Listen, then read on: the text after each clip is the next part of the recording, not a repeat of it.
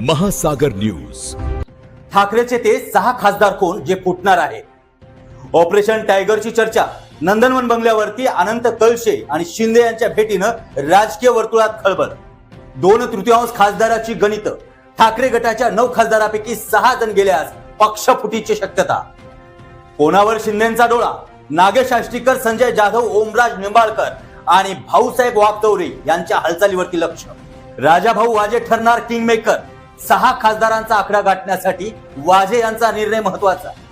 उद्याचा दिवस माझा असेल. ठाकरे यांनी खासदारांना दिली मुभा, पण निष्ठावंतांच्या गोठात अस्वस्थता. नमस्कार, मी स्वप्नील दुधारे. आपण पाहताय दैनिक महासागर. महाराष्ट्राच्या राजकारणात सध्या एक ऑपरेशनची जोरदार चर्चा सुरू आहे, ज्याचं नाव आहे ऑपरेशन टायगर.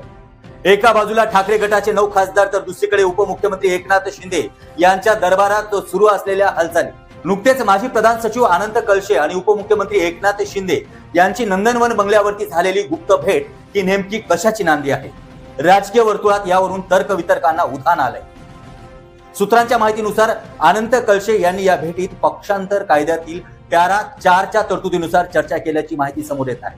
जर ठाकरे गटाच्या 9 पैकी 2/3 म्हणजेच 6 खासदार एकत्र आले आणि त्यांनी आपला गट विलीन केलाय, तर त्यांचं सदस्यत्व वाचू शकतं असं कायदेशीर मत मानलं जात आहे. तर ठाकरेंचा काय पवित्र आहे ते देखील आपण पाहूया. दुसरीकडे मातोश्रीवरती उद्धव ठाकरे यांनी घेतलेली खासदारांची बैठक महत्वाची होती. बैठकीत उद्धव ठाकरे यांनी अत्यंत भावनिक आणि तितकीच आक्रमक भूमिका मांडली. ज्याला जायचं असेल त्यांनी खुशाल जावं. आजचा दिवस माझा नाही, पण उद्याचा दिवस माझा नक्कीच असेल, असं म्हणत त्यांनी एका प्रकारे बंडखोरांना सॉफ्ट पण कडक इशारा दिला आहे. कोणाचा कौल कुणाकडे ते देखील आपण पाहूया. आता प्रश्न एक उरतो की 6 खासदारांच्या मॅजिक फिगरचा सध्याचा राजकीय गणितात काही चेहरे चर्चेत आहेत. नागेश पाटील आष्टीकर यांचा चेहरा का समोर येतो, तर निधीची चणचण आणि हिंगोलीच्या बालेकिल्ल्यात स्वतःचं वर्चस्व राखण्यासाठी आष्टीकर शिंदेच्या गोठ्यामध्ये जाण्याची दाट शक्यता. तर संजय जाधव हे परभणीचे खासदार आहेत. आर्थिक चणचण आणि निवडणुकीचा खर्च यावरून व्हायरल झालेली त्यांची ऑडिओ क्लिप त्यांच्या भूमिकेवरती प्रश्नचिन्ह निर्माण करत आहे. ओमराजे निंबाळकर यांच्याबद्दल जाणून घ्यायचं झालं तर गेल्या काही दिवसापासून त्यांची सरकार विरोधात शांतता ही एक अनेक अर्थ सूचित करत आहे. त्याचबरोबर भाऊसाहेब वागचौरे जे शिर्डीचे खासदार आहेत, त्यांच्याबद्दल जाणून घ्यायचं झालं तर त्यांच्या राजकीय प्रवास पाहता पुन्हा एकदा घरवापसी होण्याची दाट शक्यता नाकारता येत नाही. राजाभाऊ वाजे यांच्याबद्दल जाणून घ्यायचं झालं तर यांची निर्णायक दुवा देखील महत्वाची आहे. ऑपरेशन टायगरचं गणित पूर्ण करण्यासाठी 6वा खासदार म्हणून राजाभाऊ वाजे यांच्याकडे पाहिलं जात आहे. त्यांना नाशिकमध्ये मिळणारी अपमानास्पद वागणूक आणि स्थानिक राजकारण त्यांना मोठा निर्णय घेण्यास प्रवृत्त करेल का.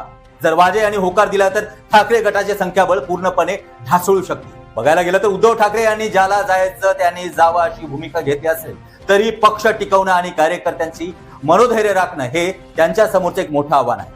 ऑपरेशन टायगर यशस्वी होणार की ठाकरे पुन्हा एकदा फिनिक्स पक्षाप्रमाणे शेप घेणार हे आता काळच ठरवणार आहे. खरोखरच ठाकरे गटातील एक खासदार शिंदेच्या गोटात जातील का, की वेगळी राजकीय अफवा आहे.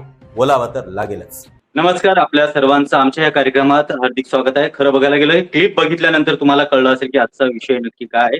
विषयानुसार खरं तर ऑपरेशन टायगर हे सध्या महाराष्ट्रामध्ये जोर धरू लागला आहे. कारण ज्या पद्धतीने पश्चिम बंगालमध्ये काही खासदार त्यांनी वेगळा गट स्थापन केला, त्या पद्धतीने एक खासदार गट का स्थापन करतात हा प्रश्न देखील अख्ख्या महाराष्ट्राला पडला असेल. खरं तर ज्या पद्धतीने महिला आरक्षणचं विधेयक पास करत असताना जे मॅजिक फिगर पाहिजे होती 363 ती नव्हती एनडीएकडे, आणि त्यामुळे एनडीए खासदारांच्या फोडाफोडी करतोय की काय हा प्रश्न सगळ्या महाराष्ट्राला येतोय. मी प्रथम जातोय जयंत महाजन सर, प्राध्यापक जयंत महाजन सर. खरं तर मी परिचय करून देताना सांगतो आपल्या कार्यक्रमात आज सहभागी झाले आहेत नाशिकवरून वरिष्ठ पत्रकार प्राध्यापक जयंत महाजन सर. खरं तर जयंत महाजन सर निवासी संपादक देखील आहेत दैनिक महासागरचे. सर, कार्यक्रमात हार्दिक स्वागत आहे. त्याबरोबर आपल्यासोबत जॉईन आहेत प्रसाद भोईर सर, जे रायगड जिल्ह्याचे संपर्क प्रमुख आहेत उबाटा गटाचे. सर, तुमचंही आमच्या या कार्यक्रमात हार्दिक स्वागत आहे. नमस्कार. त्यानंतर आपल्यासोबत जॉईन आहेत नामदेवराव कोतवाल सर, जे शरद पवार पक्षाचे युवा नेते आहेत. सर, आपलं आमच्या या कार्यक्रमात हार्दिक स्वागत आहे. त्याबरोबर आमच्यासोबत जॉईन झाले आहेत सौ रोशनी पोरे गायकवाड मॅडम, ज्या शिवसेना उभाटा गटाच्या मागे ठाणे विधानसभा संघटक म्हणून आहेत. मॅडम, तुम्ही आमच्या कार्यक्रमात सहभागी झाला त्याबद्दल हार्दिक स्वागत आहे. त्याबरोबरच नांदेड जिल्ह्यातील एक पत्रकार संजय सूर्यवंशी आपल्यासोबत जॉईन झाले आहेत. पत्रकार संजय सूर्यवंशी, तुमच्याही कार्यक्रमात हार्दिक स्वागत आहे. तर आपण वळूया आजच्या ह्या कार्यक्रमाकडे वळत असताना प्रथम येतोय जयंत महाजन सर तुमच्याकडे. महाजन सर, ज्या पद्धतीने आपण जी क्लिप दाखवली आहे, खरं तर संजय राऊत यांनी पत्रकार परिषद घेतल्यानंतर सांगितलं की आमचे 9ला 9 खासदार ठामपणे आमच्यासोबत उभे आहेत. पण ही भूमिका कुठेतरी दिसत नाही, जे आपण आपल्या या विश्लेषणामधून दाखवण्याचा प्रयत्न केलाय. काय वाटतं, ऑपरेशन टायगर हे सक्सेस होईल का? आणि तुमचं मत काय? ऑपरेशन टायगरची सुरुवात झालेली आहे हे सत्य आहे आणि प्रत्येक वेळी पक्षाचे प्रमुख जे असतात त्यासाठी नकार देत असतात. टीएमसीच्या बाबतीत अभिषेक बॅनर्जी सांगितलं की एकही आमचा आमदार फुटणार नाही आणि एकही खासदार फुटला नाही. त्यावेळी त्यांच्या टेलिव्हिजन मीटिंग भारतीय जनता पक्षाच्या नेत्यांच्या बैठकीमध्ये त्यांच्या निवासस्थानी बैठका सुरू होत्या आणि विशेष म्हणजे नेतृत्वालाही माहित असतं कोण फुटणार आहे काय फुटणार आहे. आता या ठिकाणी 5 आमदार जे खासदार जे फुटले तर जमा येते. त्यामध्ये फक्त अपेक्षात नसलेले हे जे आपल्या काय गावाचं नाव विसरलो मी, त्या उस्मानाबाद धाराशिवचे ते अगदी अनपेक्षितपणे ते तिथं चाललेले. आणि हा जो प्रकार जो आहे की तो राजाभाऊ वाजे जे नाशिकचे खासदार आहे त्यांच्यासाठी अडलेला आहे. तर राजाभाऊ वाजे हे यांच्यावर जे प्रयोग झालेले त्या प्रयोगाची इत्यंभूत माहिती माझ्याकडे झालेली आहे, मला मिळालेली आहे आणि काही खासदारांशी प्रत्यक्ष संपर्क झाल्यानंतर त्यांच्याशी माझी चर्चाही झालेली आहे. राजाभाऊ वाजे हे असं नेतृत्व आहे महाराष्ट्रातल्या राजकीय क्षेत्रामध्ये की मी कोणत्याही परिस्थितीमध्ये पैशाच्या मागे न धावणारा लोकप्रतिनिधी म्हणून त्यांना ओळखलं जातं. कधीही कोणाला दुखावणार नाही आणि कोणाचे पैसे कधी आयुष्यात खाणार नाही, असा हा लोकप्रतिनिधी आहे. आणि सगळ्यात महत्वाची गोष्ट हे जे गाडं अडलेलं आहे ते राजाभाऊ पर्यंत अडलेलं आहे. मध्यंतरी नाशिकला कुंभमेळ्याच्या संदर्भात मिटिंग झाल्यानंतर कुंभमंत्री गिरीश महाजन हे तर मुळात कधी त्यांना बोलवतच नाही मिटिंगला. खासदार विरोधी पक्षाचा म्हणजे त्याला किंमतच द्यायची नाही. तरी परंतु अशी एक परिस्थिती की खासदारांना बोलवावं लागलं आणि त्या व्यासपीठावर त्यांनी त्यांच्या पक्षाचे नेतृत्व जे ठाकरे साहेब यांच्याबद्दल, उद्धव ठाकरेंबद्दल उबाटा बिबाटा असे शब्द प्रयोग केले. त्यावेळी राजाभाऊंचा चेहरा पाहण्यासारखा झाला होता. परंतु स्वभाव अतिशय मृदू असल्यामुळे, आक्रमकता नसल्यामुळे त्यांनी ते शांततेने घेतलं. आणि विशेष म्हणजे मतदारसंघासाठी 1 रुपया देखील त्यांना निधी मिळत नाही, ही त्यांची खरी अडचण आहे.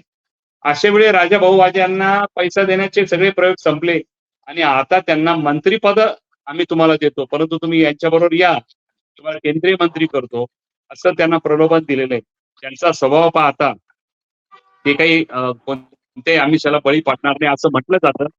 पण सगळ्यात महत्वाची गोष्ट अशी आहे चालू झालेला आहे की तुम्ही कितीही चांगले असला तरी पण आता राजकीय वातावरण इतकं गडूळ झालेलं आहे की तुम्ही जा तिथं मंत्रीपद घ्या आणि या जिल्ह्याचा एकदाचा विकास करा, अशी भूमिका लोकांकडून व्यक्त करण्यात येत आहे. आणि त्यामुळे कदाचित भविष्यात राजाभाऊ वाजे गेले तर आश्चर्य वाटायला नको, पण प्रत्यक्ष वस्तुस्थिती अशी आहे की तो माणूस त्यातला नाही, ही भूमिका आजही जिल्ह्याचे नाही महाराष्ट्रातल्या सगळ्या राजकीय नेत्यांना देखील माहित आहे, ही वस्तुस्थिती. होईल सर, मी तुमच्याकडे येतोय. खरं तर महाजन सरांनी ज्या पद्धतीने सांगितलंय की हा पक्ष आता फुटणार, गट वेगळा स्थापन होणार, यात काही शंका नाहीये. पण 2/3 जे मतं पाहिजे एक गट स्थापन करण्यासाठी, ज्यामुळे त्यांची खासदारकी वाचू शकते. तुम्ही ठाकरे गटामध्ये संपर्क प्रमुख म्हणून आहात, काय वाटतं? कारण उद्धव ठाकरे यांनी काल भावनिक आवाहन देखील केलं आहे, काय सांगा? मुळात आमच्या नेते मंडळीने देखील असं कोणतं ऑपरेशन चालू आहे याचं म्हणजे अगदी नाकारलेलं आहे. आणि असं जर कुठलं ऑपरेशन चालू असेल तर माझी आपल्याला देखील विनंती आहे की आपण देखील त्यांना कोणताही सोनेरी मुलामा न देता, ऑपरेशन टायगर वगैरे याचा उल्लेख न करता, जसं आमच्या नेते संजय राऊत साहेबांनी म्हटलेलं आहे की त्याला ऑपरेशन ओल्फ म्हणा. आणि खरं तर याचं कारण देखील असंच आहे की ही सर्व जी काही चर्चा आहे ती मुळात या लोकशाहीची थट्टा आहे. हीच जी मंडळी आहेत की ज्यांनी याच लोकांना विरोध करत यांच्या निवडणुकीमध्ये या लोकांचं नेतृत्व कसं चुकीचं आहे आणि त्यांच्या विरोधात लढणारे यांच्या पक्षाचे नेते कसे अधिक लायक आहेत असा करून यांच्या लोकसभेमध्ये प्रचार केला होता, या सर्व मंडळींच्या विरोधात केला होता. आणि जनतेने जेव्हा त्यांच्या नेतृत्वाला नाकारलं, आमच्या नेतृत्वाला स्वीकारलं आणि त्यांना लोकप्रतिनिधी म्हणून निवडून दिलं, त्याच्यानंतर जर कोणत्या यंत्रणा मागे लावून किंवा कोणते लोभ आमिष दाखवून आमच्या सगळ्या नेत्या मंडळींना, खासदारांना जर फोडण्याचा प्रयत्न करत असतील तर प्रथमतः यांनी नागरिकांची, मतदारांची माफी मागितली पाहिजे की आम्ही त्यावेळी जी भूमिका घेतली होती ती आम्ही चुकीची भूमिका घेतली होती. हे जे काही निवडून आलेले लोकप्रतिनिधी आहेत तेच खरे लायक आहेत. त्यांच्या विरोधातले जे आमचे उमेदवार होते ते नालायक होते, त्याच्यामुळे यांचं नेतृत्व आम्ही मान्य करून आता त्यांना आमच्या पक्षामध्ये घेण्याचे आम्ही प्रयत्न चालू आहे. अशी सर्वप्रथम या सर्व मंडळींनी भूमिका घेणं आवश्यक आहे आणि मतदारांपर्यंत तशी माफी मागूनच त्यांनी जर असे कुठले ऑपरेशन करायचे असतील तर करावे. त्याच्यामुळे माझी सर्वप्रथम विनंती आहे की याला कोणताही सोनेरी मुलाम न देता चुकीची प्रथा जी चालू आहे. होईल सर, तुम्ही तो मुद्दा सांगितला आहे, तो मुद्दा खरंच महत्वाचा आहे. पण सध्या बघायला गेलं ज्या पद्धतीने मतदारांनी जो विश्वास टाकला आणि त्याच्यानंतर निवडून आलेले लोकप्रतिनिधी हे खरं तर एखाद्या पक्षाला सोडचिठ्ठी देत असताना आपली खासदारकी देखील वाचवण्याचा प्रयत्न करत आहेत. त्यामुळे 2/3 जे मत आहेत ते राखीव ठेवण्यासाठी त्या पद्धतीने ते प्रयत्न करतात. मी येतोय सध्या रोशनी कोरे मॅडम गायकवाडजी तुमच्याकडे.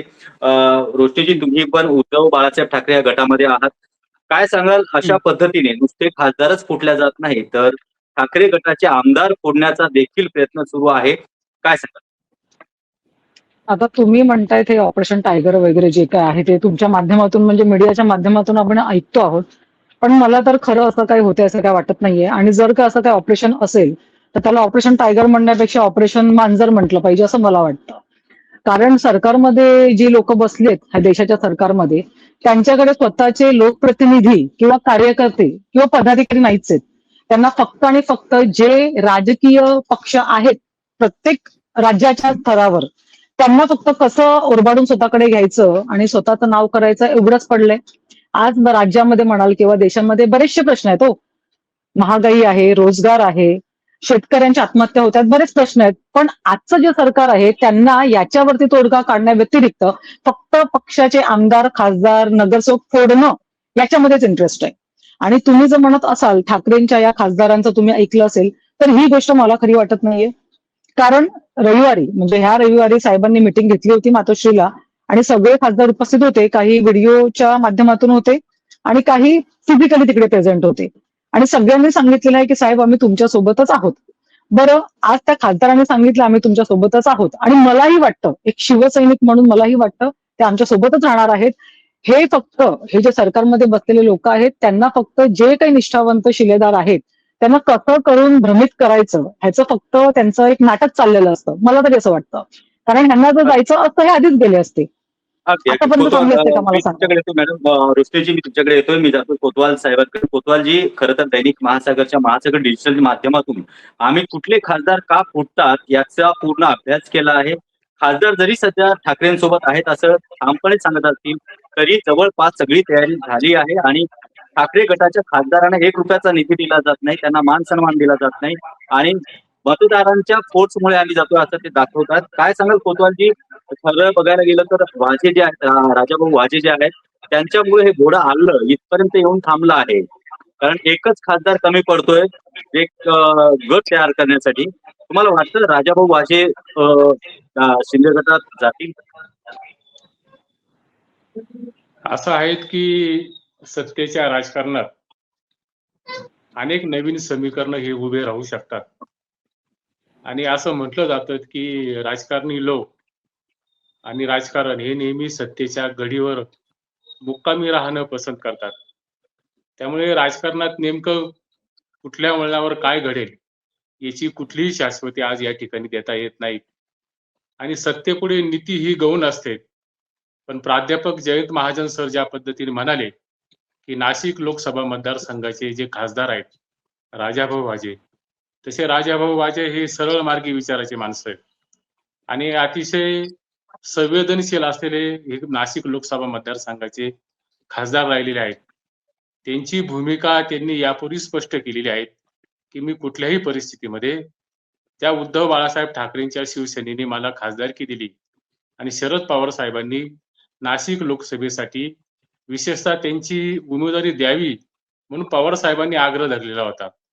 त्यामुळे राजाभाऊ वाजे हे दिलेल्या शब्दाला प्रामाणिक राहतील आणि उद्धव बाळासाहेब ठाकरेंच्या शिवसेनेची साथ सोडणार नाहीत असं मला या ठिकाणी प्रामाणिकपणाने वाटतं.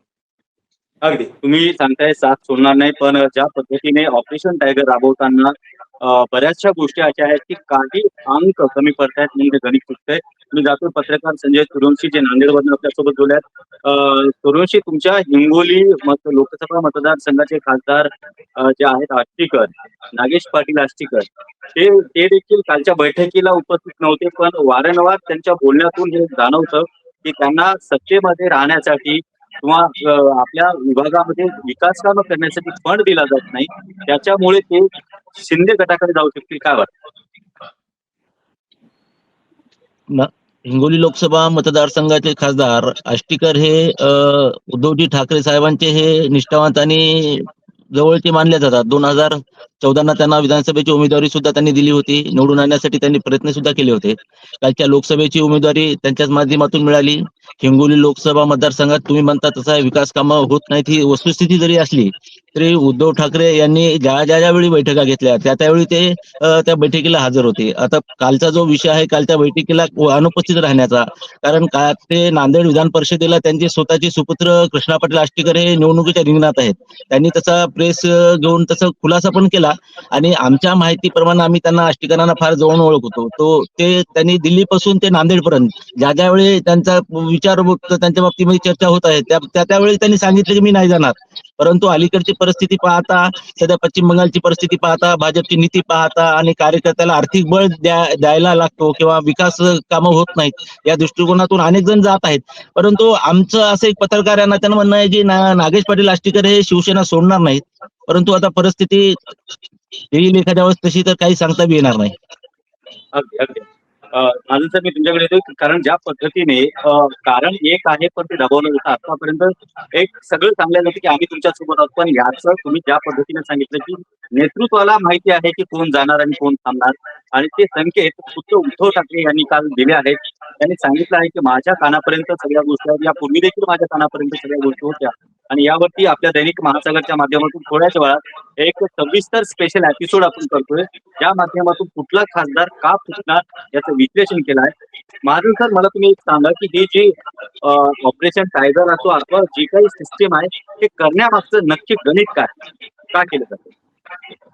नाही, त्यांना महिला जे विधेयक जे फेटाळलं गेलं 2/3 बहुमताच्या यांनी, त्यांना ते 6 महिन्याच्या आत परत आणता येतं.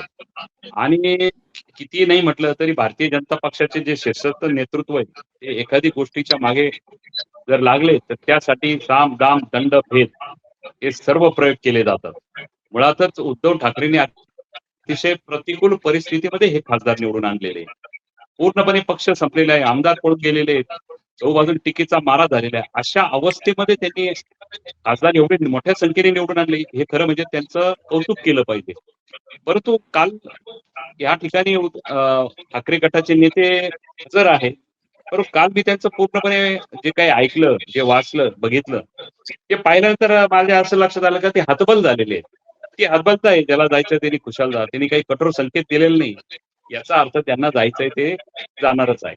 हे ऑपरेशन टायगर ज्याला म्हणतो, पण राऊत साहेबांनी जो त्याला शब्द दिलेला आहे उल्फ, खरं म्हणजे तो शब्द एकदम प्रॉपर आहे. हे टायगर वगैरे हे नाही करा, उल्फ म्हणजे लबाड लांडग्याप्रमाणे सगळेजण हे केले जातात. आता हे 5 जण जे आहेत जे पूर्णपणे तयारीमध्ये गेलेले, त्याचा प्रत्येकाचा हेतू उद्याच्या किंवा परवाच्या महासागरमध्ये सगळे लेख का चाललेत म्हणून, त्याच्यामध्ये प्रत्येकामागे काय गोंधळ झालेला आहे तो गोंधळ आहे. पण यांनी त्याला मुलामा वेगळा दिलेला आहे का आम्हाला निधीच मिळत नाही.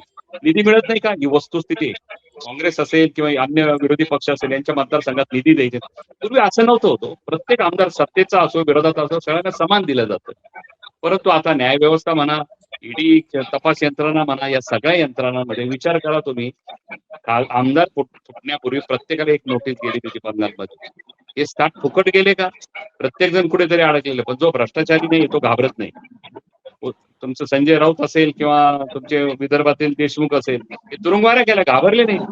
आणि विशेष म्हणजे यांना तपास यंत्रणा माहिती हे निर्दोषच सुटणार आहे, पण वर्षभर मध्ये पाठवा. आणि हे जे भयानक राजकारण आहे याचाच माध्यमातून जे काँग्रेस जनता पार्टीचं जे प्रकरण बाहेर आलेले आहे, ते काँग्रेस म्हणजे फार मोठं आहे असं काही नाही, पण तो एक संताप आहे. आणि याला एक वेळ दिवस असा येईल की जनता रस्त्यावर येईल आणि त्यावेळी तो धडा शिकवला जाईल. पण आज या क्षणाला भारतीय जनता पक्ष एकदम स्ट्रॉंग आहे. पक्ष फोडल्याशिवाय राहणार नाही. त्यांना प्रत्येक पक्षाचं आणि विशेष म्हणजे हे सगळं केल्यानंतर हे जे उद्धव ठाकरे आपलं माफ करा एकनाथ शिंदे वगैरे हे जे गट तट जे आहेत यांची पॉवर वाढलेली हे पूर्णपणे पॉवर नष्ट झालेली राहील आणि सगळी पॉवर ही भाजपच्या हातात आलेली राहील आणि त्यावेळी त्यांना जे पाहिजे ते निर्णय घेतले जातील आणि मग त्यानंतर संपूर्ण प्रकरणाचा निपटारा होईल. या क्षणाला दिल्लीमधील घडामोडी मोठ्या प्रमाणावर चालू आहे आणि थोड्याच वेळाने तुम्हाला त्या एक लक्षात घ्या जे निष्ठावान खासदार मुंबईमध्ये ठाकरेंच्या घरी होते ते पण जाऊन पोहोचलेले ते होऊ नये म्हणून. आता या क्षणाला आम्हाला खात्री वाटते की राजभाऊ वाजे आहे एका माणसावर सगळं अवलंबून आहे. पण ते जर ऐकत नसतील तर काय करायचं याचा बी प्लॅन भाजपकडे रेडी आहे आणि कोणत्या पद्धतीने यांना बाहेर पाडायचं. कदाचित त्यांना सांगितलं तर तुम्ही राजीनामे आम्ही तुम्हाला निवडून आणू नाही पण तुम्ही पडले तर आम्ही तुम्हाला राज्यसभेवर घेऊ. हे सगळे बी प्लॅन रेडी आहे आणि त्यामुळे आज काय होईल याकडे सगळ्यांना लक्ष ठेवावं लागणार आहे दिल्लीमध्ये. अगदी कारण एका साईडला आपण पाहतोय की आपल्यासोबत प्रताप घोषजी पण आहेत, त्याचबरोबर रोशनी मॅडम देखील आहेत. खरं तर आपल्या सोबत सोशल मीडिया शिंदे गटाचे प्रमुख जे आहेत मयूर मगर जे उत्तर महाराष्ट्राचे प्रमुख आहेत ते आपल्यासोबत जॉईन झाले. मयूरजी कार्यक्रमात तुमचं स्वागत आहे. मयूरजी मला एक सांगा सध्या ज्या पद्धतीने ऑपरेशन टायगर हे राबवलं जातं बरेचसे खासदार सोडा खासदार पूर्ण ठीक आहे एक एनडीएची काहीतरी रणनीती असेल. एक मिनिट माफ करा ते काँग्रेसचे नेते बबलू खैरे ओके नाशिक जिल्हा अध्यक्ष काँग्रेसचे. अच्छा बबलूजी तुमचं आमच्या कार्यक्रमात हार्दिक स्वागत आहे. बबलूजी ज्या पद्धतीने तुम्ही खरं तर चर्चासत्रात उशिरा जॉईन झाला आहात काय सांगाल की ह्या पद्धतीने जी रणनीती होती आणि विशेष म्हणजे नाशिक येथे पुढच्या वर्षी असणारा कुंभमेळा आणि त्याच्या पार्श्वभूमीवरती राजाभाऊ वाजेला कुठेतरी डावलण्याचा प्रयत्न केला पण सध्या राजाभाऊ वाजे यांनाच कुठेतरी भाव देण्याचा प्रयत्न देखील केला जात आहे. काय सांगा भारतीय जनता पक्षाचे जे काही कार्यपद्धती ती अतिशय चुकीची आहे. अशा पद्धतीने जे खासदार भारतीय जनता पक्षाच्या विरुद्ध निवडून आलेले आहेत अशा खासदारांना फोडण्याचा प्रयत्न केला जातोय. ते येत नाहीये तर त्यांच्यावर दबाव टाकण्याचा प्रयत्न केला जातोय. आर्थिक आमिष दाखवण्याचा प्रयत्न केला जातोय. ही जी भारताची जी काही राजकीय संस्कृती आहे त्या संस्कृतीला शोभणारं नाहीये. आज जे काही भारतीय जनता पक्ष जे काही करतोय ह्या भारताच्या संपूर्ण इतिहासामध्ये हा जो 12 वर्षाचा कार्यकाळ आहे हा अतिशय काळ्या अक्षरामध्ये लिहिला जाणार आहे आणि येणारे तरुण पिढी ही सर्व हा अभ्यास करणार आहेत की 12 वर्षाच्या कार्यकाळामध्ये सत्ता मिळवण्यासाठी विरोधकांना दाबण्यासाठी कुठच्या आयुधांचा वापर केला गेला कशा पद्धतीने ह्या सरकारने विरोधक खरेदी करण्याचा प्रयत्न केला सत्ता काबीज करण्याचा प्रयत्न केला हे अतिशय निंदनीय आहे. हे भारताच्या लोकशाहीलाही शोभणारं नाहीये आणि भारतासारखा जो प्रगतिशील देश आहे याचा जो जगामध्ये जो 5वा 6वा जो क्रमांक आहे त्यालाही शोभणारं नाहीये की अशा विकसनशील देशामधली जी राजकारण आहे हे अतिशय गलिच्छ पातळीवर चाललेलं आहे. अगदी आपल्यासोबत खरं तर रोशनी मॅडम देखील आहेत. रोशनी मॅडम मी तुमच्या नंतर कसा जिगरपणे येतो. रोशनीची मला एक सांगा खरं तर ठाकरे गटासोबत असणारा प्रामाणिक शिवसैनिक अद्यापही आहे पण प्रामाणिक म्हणता तो देखील शिवसैनिक कुठेतरी निष्ठा सोडून पैशाच्या किंवा सत्तेच्या मागे जातो. काय वाटतं? आता तुम्ही मला म्हणताय की जे निष्ठावंत आहेत ते पण जात आहेत तर जो जातो तो पहिले निष्ठावंत नसतोच. आज माझ्यासारखे किंवा माझ्यासारखे अजून जे शिवसेनेमध्ये आहेत शिवसेना उद्धव बाळासाहेब ठाकरे त्यांना पण निष्ठावंत बोलू शकतो. अमिष तर प्रत्येकालाच काही ना काही गोष्टीमध्ये येतात. जसं आता मागे एक ते भाऊ म्हणाले की भ्रष्टाचाराचे ज्याच्यावरती काही गुन्हे वगैरे असतात किंवा ज्याने खरंच भ्रष्टाचार केले त्याला जाण्याशिवाय पर्याय नसतो. परंतु जो खरंच निष्ठावंत आहे ज्याने कधीच काही चुकीचं केलेलं नाहीये किंवा त्याच्यावरती भ्रष्टाचाराचे आरोप किंवा कुठल्याच प्रशासकीय यंत्रणांचा दबाव टाकता येणार नाही असा कार्यकर्ता आजही उद्धव साहेबांबरोबर आहे आणि तो कायम राहणार आहे. कारण बघा ह्याच्या आधी पण जेव्हा शिवसेना फोडली 2022 साली तेव्हा बरेचसे लोकप्रतिनिधी आमदार खासदार नगरसेवक गेले ना पण शिवसेना संपली का? कारण शिवसेना एक विचारधारा आहे हो. ती काय फक्त संघटना नाहीये ती प्रत्येकाच्या नसानसामध्ये हृदयात कोरलेली संघटना आहे. त्यामुळे आज लोकप्रतिनिधी जे पण निवडून येतात पक्षाचे ते या कार्यकर्त्यांच्या जीवावर येतात. त्यामुळे जो कार्यकर्ता जोपर्यंत उद्धव साहेबांसोबत आहे ना तोपर्यंत शिवसेना कोणी फोडू शकत नाही आणि कोणी संपवू शकत नाही असं मला वाटतं. अगदी खरं तर प्रसादजी मी तुमच्याकडे येतो. खरं आता विधान परिषदेची जी निवडणूक झाली आहे तुमच्या भागामध्ये म्हणजेच कोकणातल्या जी जागा आहे ती बिनविरोध निवडून आली आहे आणि तुमचा निष्ठावंतच असणारा तिथले आणि जो उमेदवार होता त्याने अर्ज मागे घेतलाय. एक एक कार्यकर्ता, एक एक खासदार, एक एक आमदार सोडण्याचा प्रयत्न केला जातो, काय सांगाल? याच्यावर येतो स्वप्नीलजी, पण त्याच्या आधी मी हा जो काही मूळ विषय आहे त्या संदर्भात एक थोडं भाष्य करतो. मुळात हे जे ऑपरेशन्स आहेत ते अगदी मोठं मताधिक्य असताना देखील भाजपला किंवा सत्ताधाऱ्यांना करावं असं वाटतंय. याच्या मागची जर मानसिकता आपण लक्षात घेतली तर मुळात हे भाजप सरकार हे सर्वे जनमताचे कौल वगैरे घेणारं हे त्याच्या माध्यमातून धोरणं राबवणारे असं साधारण मानलं जातं. त्याच्यामुळे मुळात जेव्हा हे टीएमसी चे खासदार फोडले जात आहेत, पुन्हा एकदा शिवसेनेचे खासदार फोडले जात आहेत, तर याच्या मागचे त्यांचा 2029च्या पुढच्या येऊ घातलेल्या निवडणुकीचा जो काही कॉन्फिडन्स लूज झालेला आहे आणि जनतेचा यांच्याबद्दलचा जो वाढता प्रक्षोभ आहे, जनता आपल्याला 2029ला पुन्हा सत्तेवर आणणार नाही याबद्दलचा त्यांचा जो काही कॉन्फिडन्स होता तो आता पूर्णतः ते गमावून बसलेले आहेत आणि म्हणून असे ऑपरेशन त्यांना करावेसे वाटत आहेत. मुळात 2026ला जी जनगणना होणार होती ती आता 2011च्या जनगणनेनुसारच जे काही कॉन्स्टिट्युएन्सीचं डिलिमिटेशन आहे ते करावं असं वाटणं हा देखील त्याचाच एक द्योतक आहे. त्याच्यामुळे मुळात हे ऑपरेशन्स वगैरे आहेत ते आमच्यासारख्या लढवय्या कार्यकर्त्यांचं मनोबळ उंचावतात की मुळात सत्ताधाऱ्यांचा कॉन्फिडन्स लूज होतोय, त्यांना कळून चुकलंय की आता आपल्याला यापुढे सत्ता भेटणार नाही आणि म्हणूनच आम्हा सगळ्या माणसांना लढण्याची एक ऊर्जा या निमित्ताने मिळत असते. आणि तुम्ही जो प्रश्न विचारलाय की येत्या ही जी काही विधान परिषद निवडणूक झाली आणि त्याच्यामध्ये बिनविरोध निवडणूक या ठिकाणी सत्ताधाऱ्यांना जिंकता आली, त्यामागे मुळात ज्यांनी ही बिनविरोध निवडणूक सेनेचा घेतली होती आणि उमेदवारी मागे घेतली ते मुळात भाजपचेच कार्यकर्ते होते. गेल्या फक्त विधानसभा निवडणुकीपुरता ते शिवसेना उद्धव बाळासाहेब ठाकरे पक्षामध्ये आले होते आणि अक्षरशः म्हणजे पूर्णतः प्लॅनिंग करून ही सगळी घडामोड झालेली आहे. मुळात त्यावेळी बराच महाविकास आघाडीतील इतर घटक पक्षातील सुसंवाद देखील थोडासा कमी होता, त्यामुळे देखील ही घटना घडलेली आहे. परंतु मुळात मला सांगावं असं हेच वाटतंय की एवढं मोठं मताधिक्य असताना तुमच्याकडे सर्व यंत्रणा असताना तुम्हाला या निवडणुका बिनविरोध करावं असं वाटतंय, याच्यातच तुम्हाला कळून चुकलंय की आपल्याला जनतेचा कौल नाहीये. आपल्याला आपण जनतेच्या निवडणुकीच्या जी काही परीक्षा असते त्याला सामोरं जाऊन आपली फरजत होणार आहे, आपल्याला लोक नाकारणार आहेत आणि या भूमिकेतूनच ही अशी बिनविरोध निवडणुका काढण्याचं त्यांचं तंत्र चालू होतं आणि मग त्याच्यातून घोडे बाजार करून या अशा निवडणुका जिंकल्या जातात. बरोबर, प्रसादजी महत्वाचा मुद्दा सांगितलाय की बिनविरोध निवडणूक याच्यावरती देखील आमचा एक स्पेशल एपिसोड आम्ही लवकरच करणार आहोत. कोतवालजी, मी तुमच्याकडे तर आपल्याकडे केवळ 2 मिनिटं वेळ राहिला आहे.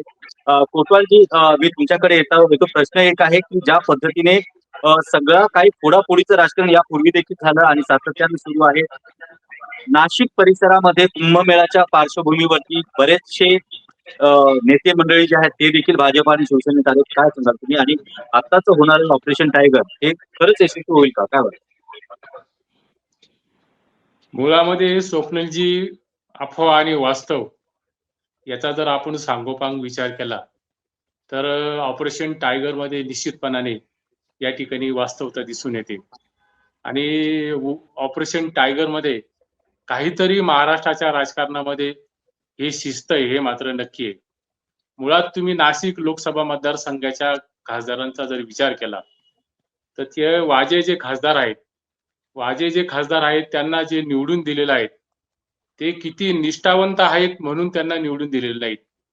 मुळात त्यांची उद्धव बाळासाहेब ठाकरेंच्या शिवसेनेमध्ये अंतर्गत घुसमट मोठ्या प्रमाणावर होत आहेत. आणि दुसरी गोष्ट की नाशिकमध्ये भारतीय जनता पक्ष आणि गिरीश महाजन हे जे कुंभमेळा मंत्री आहेत ते सातत्याने नाशिकच्या लोकसभा खासदारांची कुठल्या ना कुठल्या माध्यमातून अवहेलना करतात. कुंभमेळ्याच्या अनेक बैठका झाल्यात, त्या बैठकांना खासदारांना त्या ठिकाणी आमंत्रित करण्यात आलेलं नाही. अनेक बैठकांना, शासकीय बैठकांना देखील खासदारांना जाणीवपूर्वक या ठिकाणी त्यांना डावललेलं आहे. त्यामुळे त्यांच्या मनामध्ये एक अस्वस्थता आहे, एक कुठंतरी घालमेल आहे. त्याच्यामुळे उद्या लोकांकडे जाण्यापूर्वी आपल्याला जर पक्षांतर करण्याची वेळ आली आणि मोठ्या प्रमाणावर जर विकास निधी लोकसभा मतदारसंघात जर आणता आला तर मला वाटतं की राजाभाऊ वाजे जे खासदार आहेत त्यांनी ही जी विकास कामाची संधी आहे आणि जे राजसत्तेमध्ये त्यांना उद्या जर सहभागी होता येत असेल, त्यांनी ही संधी दवडू नयेत. पण एक मात्र खरं, महाराष्ट्राच्या राजकारणामध्ये हे जे ऑपरेशन लोटस टायगर आहेत, याच्यामध्ये राजाभाऊ वाजे यांची भूमिका ही महत्वपूर्ण ठरणार आहे. आणि उद्याच्या नाशिक लोकसभेच्या मतदारसंघामध्ये वाजे यांनी जर निर्णायकपणाने जी आपली भूमिका वठवली तर ती त्यांच्या हिताची ठरेल. त्यांनी आलेली संधी या ठिकाणी दवडता कामा नये, असं मला या ठिकाणी वाटतं. खरं तर आपल्याला सगळ्यांना खूप या विषयावरती बोलायचं आहे, पण आपला वेळ संपला आहे. त्यामुळे सांगताना एकच महत्वाचा मुद्दा आहे की ज्या पद्धतीने महाराष्ट्रातील राजकारण आपण पाहतो, या राजकारणामध्ये जेव्हा जेव्हा एखादा आमदार, खासदार किंवा एखादा नेता पक्ष फोडून दुसऱ्या पक्षात जातो, तेव्हा तो एकच सांगतो की मी माझ्या कार्यकर्त्यांमुळे, माझ्या विकास निधीमुळे, आमच्या परिसराचा विकास होत नसल्यामुळे मी पक्ष सोडत आहे आणि जात आहे. आणि त्याच्यामुळे हे ऑपरेशन जे आहे ते सक्सेस होत आहेत. कारण दोन्ही बाजूने बघायला गेलं तर खासदार, आमदार फोडत असताना देखील एखाद्याला कुठेतरी हँडिकॅप करण्याची रणनीती जी आहे ते खरं महाराष्ट्राला परवडणारी नाही. आपण सगळेजण या कार्यक्रमात सहभागी झालो त्याबद्दल आपल्या सगळ्यांचं मनापासून आभार. पुन्हा भेटूया पुढील कार्यक्रमात. तोपर्यंत नमस्कार.